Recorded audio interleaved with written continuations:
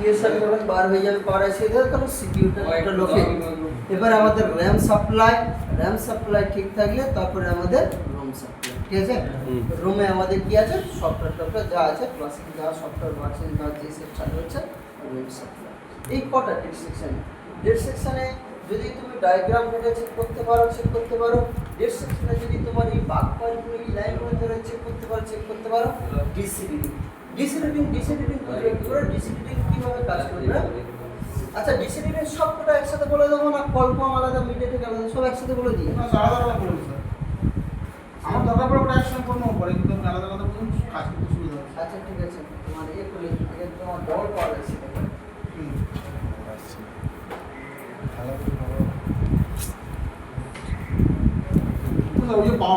আচ্ছা আর দেখো কিস্টা সাপ্লাইটা দেখাচ্ছি দেখো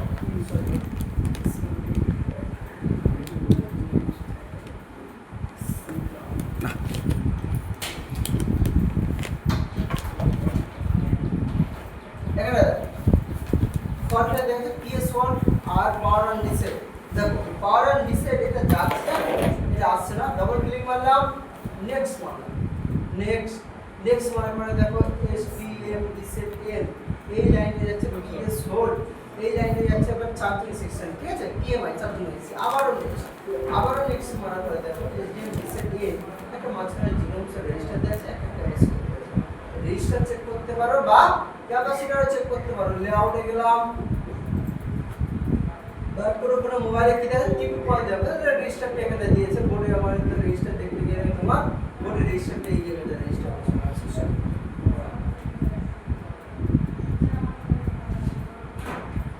এই জায়গাটা সেটার কথা বলছি এই রেজিস্টার বসানোর সময় রেজিস্টারটা বাই চান্স হাই ভ্যালু হয়ে গেল রেজিস্টারটা তোমার কি তো থেকে রেজিস্টারটা উঠে গেল বাস এটা সিপিইউ কাজ করতে গিয়ে বাই চান্স হাতে করে রেজিস্টারটা উঠে গেল রেজিস্টারের জায়গায় হয়তো কি ক্যাপাসিটর বসিয়ে দিল কেউ কাজ করতে গিয়ে হতেই পারে যদি এই জিনিসটা মনে হয় উঠে গেছে অন্য একটা রেজিস্টার সেম দেখতে বা জিরো রেজিস্টার আছে সেম দেখতে একটা অন্য একটা রেজিস্টার বসিয়ে দিলাম তার ভ্যালু তোমার হাই ভ্যালু হয়ে গেছে বাস তখন এই লাইনটা আর কাজ করবে না ঠিক আছে আর যখন এই লাইনটা কি কাজ করবে না তখন তোমার সিপিইউ তে 1.8 ভোল্ট আসবে না আর প্লাস তোমার 1.8 ভোল্ট আসবে না আর 1.8 ভোল্ট যখন সিপিইউ তে আসবে না সিপিইউ তখন ভোল্ট আউট করবে না পাওয়ার আইসি ঠিক আছে আর যখন পাওয়ার আইসি কে 1.8 ভোল্ট দেবে না তখন তোমার পাওয়ার আইসি অল টোটাল বাক করে বা যত যা ভোল্টেজ সেট করবে সব ফ্ল্যাকচুয়েট করবে আপ ডাউন ভোল্ট মানে সেটা তোমার ডেড পর্যায়ে থাকে ঠিক আছে এবার তুমি এটা তোমার ঠিক করার পরে 1.8 ভোল্ট এই রেজিস্টারে মাপতে পারো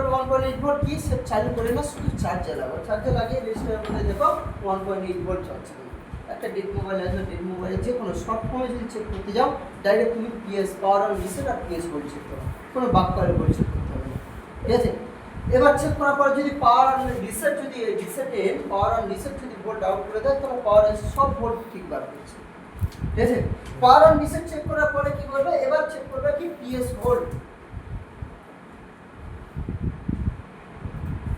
দেখো এই ভোল্টেজটা এই ক্যাপাসিটর হয়ে ডাইরেক্ট সিপিইউ তে U500 বা তোমার লেখা আছে SM4250 বলেছিলাম না SM SDM SM MSM এগুলো হচ্ছে সিপিইউ নাম্বারে তোমার তাহলে SM লেখা আছে তোমার এই পিনে আসছে AS27 সরি AZ20 ঠিক আছে এই পিনে আসছে reset N 1.8 volt direct 1.8 volt আসার পরে সিপিইউ আসার পরে সিপিইউ কি করবে ঠিক আছে তাহলে সিপিইউ আবার ওই ভোল্টেজটা 1.8 ভোল্ট ডাইরেক্ট পাওয়ার কে পাঠাবে যার নাম দেওয়া থাকবে PS হোল্ড তাহলে এখানে আমি ডাবল ক্লিক মারলাম নেক্সট মারলাম বার হচ্ছে দেওয়া আছে তো নেক্সট মারার পর একটা টিপি পয়েন্ট দিয়েছে PS hold power on reset তুমি এখানে হচ্ছে করে দিতে পারো ওই টিপি পয়েন্ট ছিল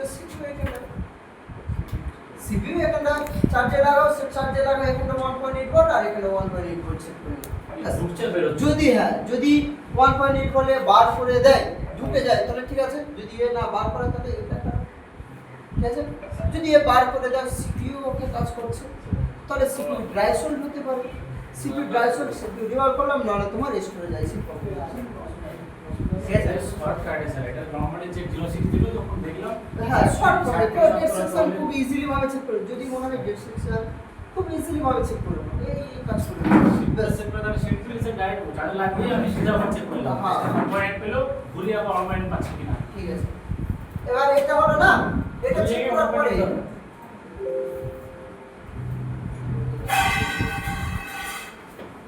এটা চেক করার পরে দেখো প্রত্যেকটা জিনিসের দেখো যে প্রোটোকলের মাধ্যমে চলে I2C প্রোটোকল, RAM রোমের জন্য EBI প্রোটোকল, কোয়ালকম সিপিইউর জন্য তোমার SPMI প্রোটোকল।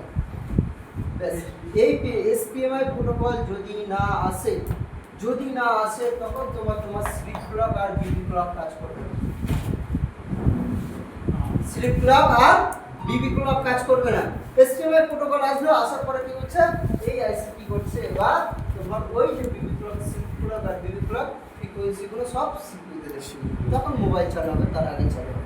ঠিক আছে, এবার দেখো তোমাদের লেখা আছে, দেখবে প্রোটোকলে যেগুলো লেখা আছে I2C প্রোটোকল, SPMI প্রোটোকলের লেখা আছে। স্লিপ ক্লক লেখা আছে তো, স্লিপ ক্লক আসছে দেখো একটা রেজিস্টার বসানো। কত অংশ রেজিস্টার বসানো আছে? 0 অংশ, 0 আর লেখা আছে দেখো পাচ্ছো? হ্যাঁ, 0 অংশ রেজিস্টার। ডাবল ক্লিক মারলাম, লেআউটে গেলাম, রাইট ক্লিক, পেস্ট, নেক্সট মারার পরে 0 অংশ রেজিস্টার আছে এই জায়গাটা। অনেক জায়গায় সিলের কাছে দেয়, অনেক সিলে অনেক রকম জায়গায় দেয়। এই হচ্ছে 0 অংশের রেজিস্টার। 0 অংশের রেজিস্টার যদি বাই চান্স উঠে যায় বা তোমার হাই ভ্যালু রেজিস্টার হয়ে থাকে তাহলে ব্যাস কাজ করবে। সেটা ডেট 50, 60, 70, 80, 100 এর কাছে যাবে বা 150 টাকা গেলে ছেড়ে দিলে আবার 0 চলে আসবে, আবার রিটার্ন চলে আসবে। স্লিপ ক্লক, বিবি ক্লক দুটো সব 0 অংশের রেজিস্টার দুটো বসানো আছে। যদি উঠে যায় বা তোমার রেজিস্টারের ভ্যালু বেড়ে যায়, যা মারো পাওয়ার কি মারো আবার 0 রিটার্ন চলে আসবে। ঠিক আছে, তাহলে এগুলো কি করতে হবে? এগুলো রেজিস্টার গুলো চেক করতে হবে। এটা লাইন এক মিসিং, খুব রেয়ার কেস, এগুলো হচ্ছে খুব রেয়ার প্রবলেম, হলে আসবে। এত ডিপলি প্রবলেম আসবে না, আসবে খুব কম, যৎসামান্য ব্যাপারে। ফল ফান্ডিং বলে তাই তো? ফল ফাইন্ডিং, এগুলো ফল ফাইন্ডিং চেষ্টা করে দিতে হবে। তাহলে যাচ্ছে বলে দেখো ডাবল ক্লিক মারলাম, এ যাচ্ছে কোন সেকশনে যায়? স্লিপ ক্লক যায়, ওয়াইফাই ব্লুটুথ সেকশন আর সিপিইউ দিকে যাবে। যদি ওয়াইফাই ব্লুটুথে যদি না যায়, ওয়াইফাই ব্লুটুথ সেকশনে যদি না যায়, ওয়াইফাই ব্লুটুথ কাজ করবে না, তার জন্য আমাদের সেটটা চালু থাকবে। আর যদি তোমার সিপিইউতে যদি মিসিং হয়ে যায়, তাহলে তোমার সিপিইউতে যদি মিসিং হয়ে যায় সেটা ডিলিট করতে হবে। ঠিক আছে, তাহলে স্লিপ ক্লকে ডাবল ক্লিক মারলাম, নেক্সট মারার পরে দেখো এই স্লিপ ক্লক 55 নম্বর পিন এসেছে, আর এটাও আছে তোমার U1200 মানে সেই পাওয়ার আইসি ভিতরে আছে। আবারও নেক্সট মারার পরে দেখো স্লিপ ক্লক যাচ্ছে 13 নম্বর পিনে। ঠিক আছে, আর 13 নম্বর পিনে আছে এই আইসিটা, কোন আইসি আছে? এই আইসিটা হচ্ছে U3601 ডাবল ক্লিক মারলাম, পেস্ট মারলাম, নেক্সট মারার পরে হচ্ছে এই জায়গা থেকে আছে। ঠিক আছে, আইসি এই জায়গাটা আমরা যদি কম্পোনেন্টে যাওয়ার পরে সিপিইউর উপরে এই হচ্ছে এই আইসি। আর এই WCN মানে ওয়াইফাই ব্লুটুথ আইসি। ঠিক আছে, যদি ওয়াইফাই ব্লুটুথ আইসি যদি মিসিং থাকে, ওয়াইফাই ব্লুটুথ কাজ করবে না, তো ওয়াইফাই ব্লুটুথ আমার ডেট সেকশন কাজে লাগবে না, তো আমার সেট চালু হওয়া দরকার। আবারও নেক্সট মারবো, স্লিপ ক্লক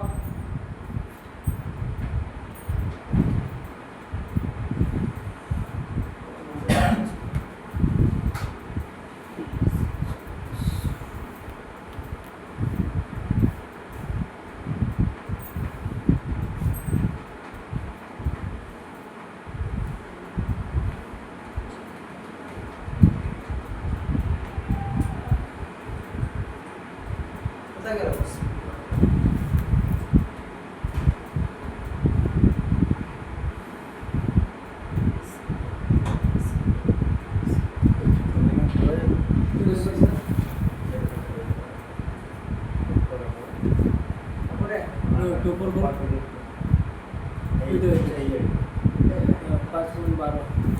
ডাবল ক্লিক মারলাম, আবার নেক্সট।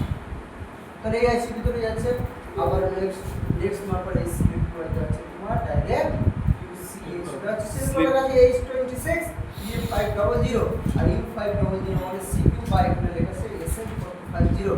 তাহলে SM450 মানে তোমার CPU।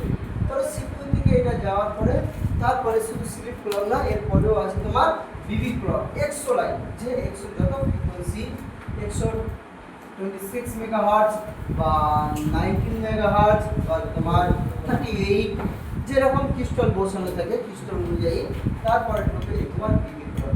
দেখো এখানেও লেখা আছে বিবি clock, STM clock 1, STM clock 2, আর এখানটা হচ্ছে তোমার লেখা আছে RF এখানে লেখা থাকে আরএফআইসির জন্য আছে, একটা সিপিইউর জন্য আছে। তবে এটা যদি নেটওয়ার্ক সেকশনে আরএফআইসি ভিতরে আরএফ নেটওয়ার্ক সেকশনে যদি না যায় তাহলে মোবাইলের নেটওয়ার্ক আসবে না। নেটওয়ার্ক আসবে না, নেটওয়ার্ক আইসি চেঞ্জ করো, যা খুশি চেঞ্জ করো, মোবাইলে তোমার নেটওয়ার্ক তো আসবে না যদি এই লাইনটা মিসিং হয়ে যায়। আর সিপিইউর জন্য লেখা আছে, সিপিইউর জন্য লেখা আছে তোমার HTML ব্লক, একটা ইন একটা আউট। এখন ডাবল ক্লিক করলাম, নেক্সট মারলাম, নেক্সট মারার পর এই একটা ওয়াইফাই ব্লুটুথ সেকশনে যাবে, ঠিক আছে। আর একটা তোমার সিপিইউ আবার নেক্সট মারার পর দেখো HTML ব্লক CX09 22 লাইন, এটা হচ্ছে তোমার এটা যদি সিপিইউ থেকে যায় কিন্তু মিসিং হয়ে যায় তো তোমার মোবাইলটা ডেট করতে হবে, ঠিক আছে। ওই 100 যাবে, তুমি সিপিইউ এবং ডিকোড করার পরেও সব চেক করার পরেও তোমার এই প্রবলেমটা সলভ হবে না যতক্ষণ তোমার এই রেজিস্টার পাস করে একটা করে কি দিয়েছে সব জীবন সব রেজিস্টার কপি করো, লেআউটে যাও, right click, paste, create. Register আছে না, বাস সেট মোবাইলটা ঠিক অবস্থা করা। এই Qualcomm CPU single power IC থাকে, ডবল পাওয়ার আইসি থাকে। যদি আরো একটা ডবল পাওয়ার আইসি, তিনটে পাওয়ার আইসিতে সব একই জিনিস, আলাদা কিছু না, আলাদা কিছু।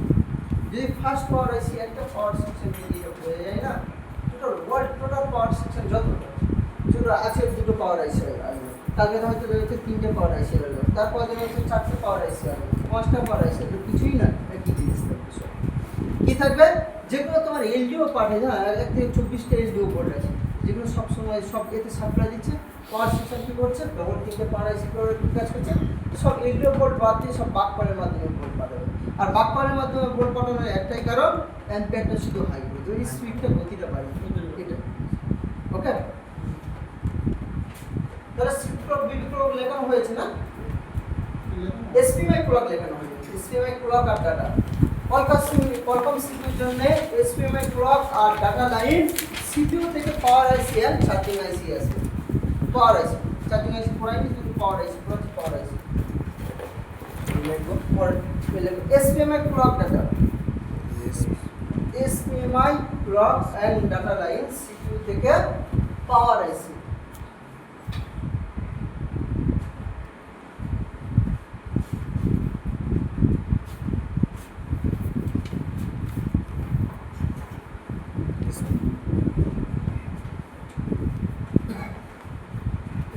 এটা হচ্ছে উত্তর হবে সিপিইউতে power IC, CPU to power IC protocol আছে।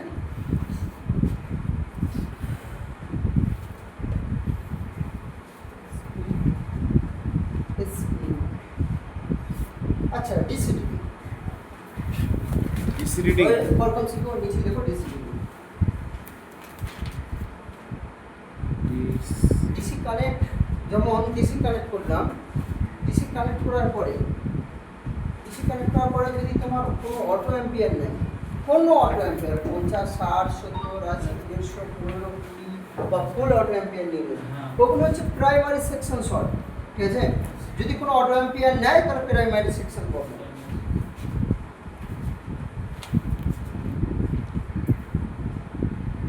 ডিসি কানেক্ট করার পরে যদি কোনো অটো অ্যাম্পিয়ার নেয় তো প্রাইমারি সেকশন করবে, ঠিক আছে।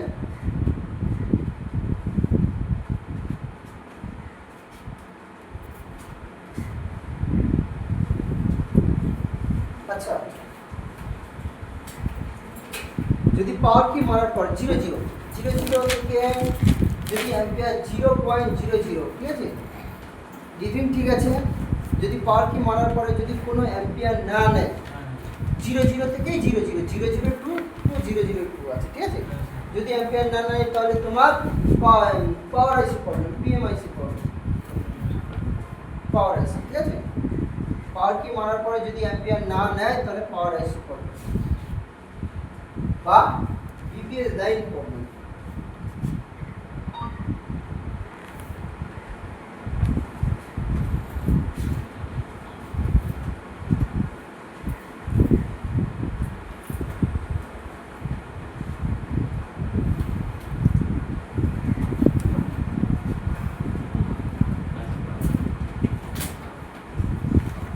ঠিক আছে। আচ্ছা, পাওয়ার কি মারার পরে যদি ডিসিডিডি 0 0 থেকে 30 পর্যন্ত যায়, ছেড়ে দিলে যদি 0 0 হয় তাহলে পাওয়ার আইসি ওকে। আর দিয়ে পাওয়ার কি মারার পর হ্যাঁ। ঠিক আছে 0 0 থেকে 30 মানে পাওয়ার কি মারার পর 30 পর্যন্ত যদি পাওয়ার কি এখন আসছে তোমার 0.00 অ্যাম্পিয়ার ঠিক আছে, পাওয়ার কি মারছি 0.030 পর্যন্ত যায় 0.030 ঠিক আছে 0 0 টু এই হচ্ছে ডিসি অ্যাম্পিয়ার ঠিক আছে। একদম। এখান থেকে যদি তোমার 2 ঠিক আছে 0.030 যায়, ছেড়ে দিলে যদি 0 0 চলে আসে তাহলে পাওয়ার আইসি ওকে আছে, পাওয়ার আইসি এখন তোলা ওকে আছে। ঠিক আছে। তাহলে পাওয়ার আইসি যদি ওকে থাকে প্রবলেম কার সিপিইউর প্রবলেম ঠিক আছে। না না 0 থেকে কি 0 থেকে যায় 0 0 0.030 থাকে হ্যাঁ 30 এ যায়, ছেড়ে দিলে আবার 0 0 চলে আসে তাহলে পাওয়ার আইসি ঠিক আছে, পাওয়ার আইসি আপনারা পাওয়ার আইসি ওকে।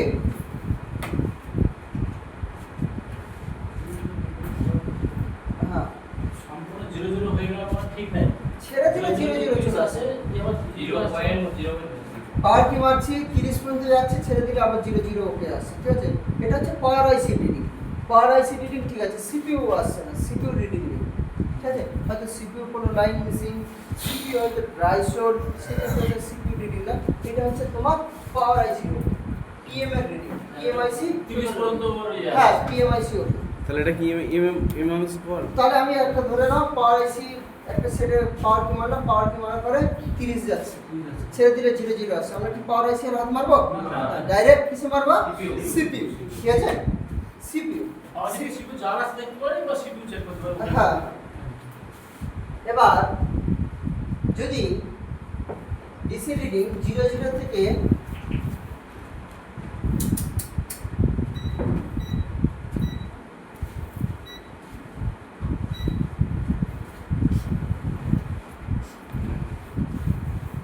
ঠিক আছে হ্যাঁ 100 150 চলে যাবে, 100 ছেড়ে দিলে 0 0 চলে আসে, 100 থেকে 150 চলে যায়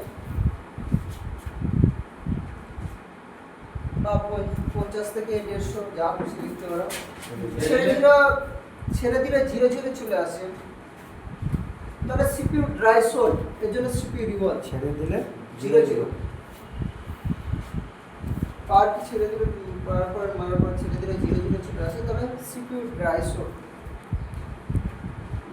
সোল্ড ঠিক আছে। তাহলে সিপিইউ রিভলভ 50 থেকে 150 লিখে দেবেন, 150 200 এরকম যায়, তো 60 70 80 ওগুলো সিপিইউ নিয়ে নিচ্ছে কিন্তু বোর্ড নিতে পারছে না, চালু হতে পারছে না, এই জন্য সিপিইউ ড্রাই সোল্ড ওকে। হ্যাঁ আচ্ছা তারপরে দেখো পার কি মারার পরে যদি 0 0 থেকে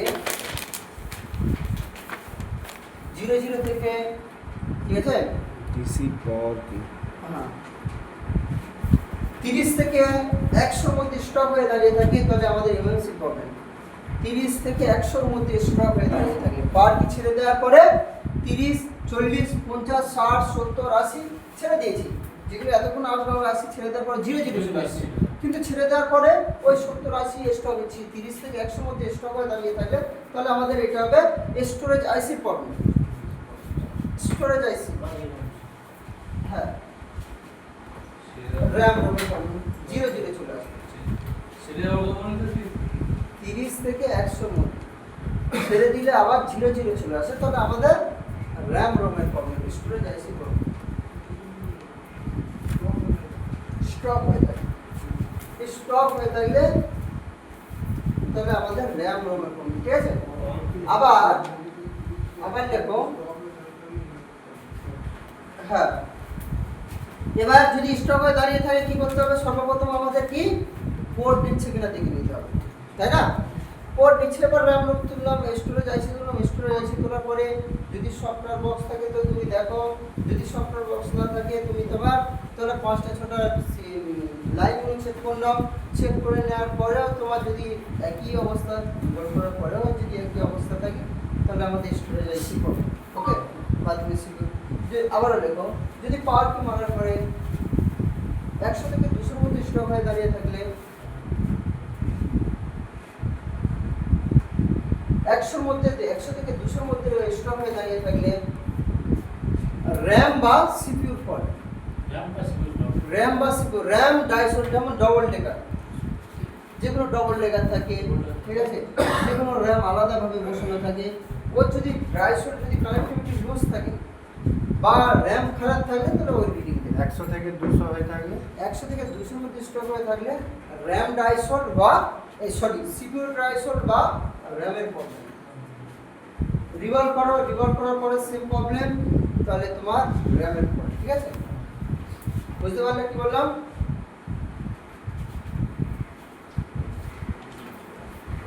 সিপিইউ ড্রাই সলভ বা সিপিইউ ডাইসোল বা র্যামের প্রবলেম।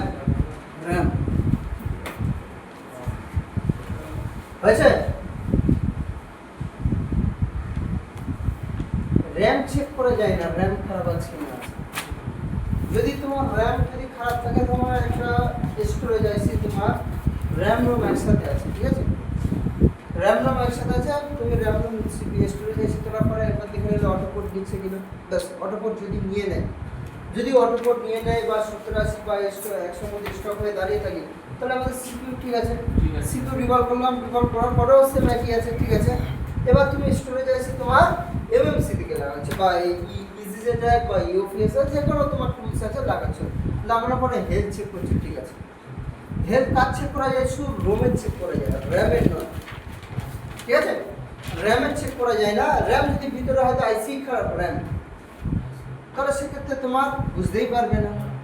তখন তোমার দেখা যাচ্ছে র্যামের জিআরপিআর সব চেক করে নিলে বোর্ডের মধ্যে র্যামের জিআর প্লাস ভোল্টেজ যে কটা 3টে ভোল্ট আছে জিআর চেক করে নিলে, যদি র্যামের তোমার যত প্রোটোকল আছে প্রোটোকল লাইনগুলো চেক করে নিলে, চেক করার পরে ঠিক আছে, তবু সেই একই জিনিস কাজ করছে না, তাহলে এমএমসি ডাইরেক্ট চেঞ্জ করতে হবে।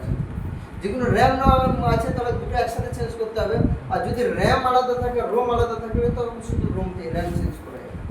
ঠিক আছে, বুঝতে পারলে কি বললাম? আচ্ছা।